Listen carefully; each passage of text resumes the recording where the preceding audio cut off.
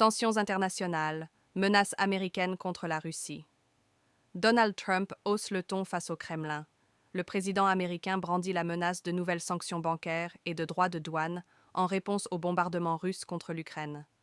Pendant ce temps, le président Zelensky propose une trêve dans les airs et en mer, alors que les infrastructures énergétiques ukrainiennes subissent de nouvelles frappes dévastatrices. Échange virulent entre Macron et Poutine, comparé à Napoléon par son homologue russe, Emmanuel Macron réplique en qualifiant Vladimir Poutine d'impérialiste révisionniste. Une nouvelle escalade verbale entre les deux dirigeants qui illustre les tensions croissantes entre Paris et Moscou. L'administration Trump sous le feu des critiques. Des observateurs s'interrogent.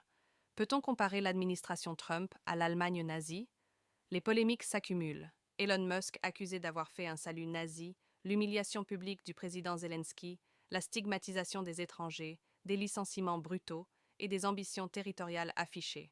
80 ans après la Seconde Guerre mondiale, ces analogies historiques sont-elles justifiées ou excessives? Moyen-Orient. Inquiétude en Cisjordanie occupée. La crainte d'une annexion sourde s'intensifie parmi les Palestiniens. Alors qu'Israël et les États-Unis envisageraient de déplacer la population de Gaza, l'armée israélienne a considérablement renforcé ses opérations militaires en Cisjordanie depuis le 21 janvier. Des dizaines de milliers de civils voient leur quotidien bouleversé, tandis que les exactions des colons se multiplient. Phénomène climatique. Australie en alerte maximale. Le cyclone Alfred menace les côtes orientales densément peuplées de l'Australie. Plus de 80 000 foyers sont déjà privés d'électricité alors que les vents destructeurs s'approchent inexorablement du littoral. La Réunion, aide d'urgence après Garance.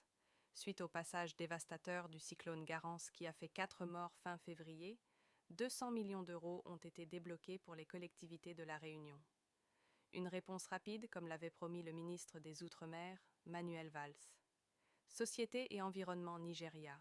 Des femmes au volant pour survivre.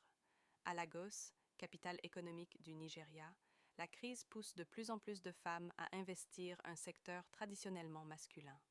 Portrait d'Amaka Okoli, 38 ans, mère de famille et ancienne employée de banque, aujourd'hui reconvertie en conductrice de bus. Tunisie, protection des rapaces. En Tunisie, des passionnés de nature œuvrent pour la réintroduction de rapaces dans leur habitat naturel, redonnant espoir à la préservation de ces espèces menacées.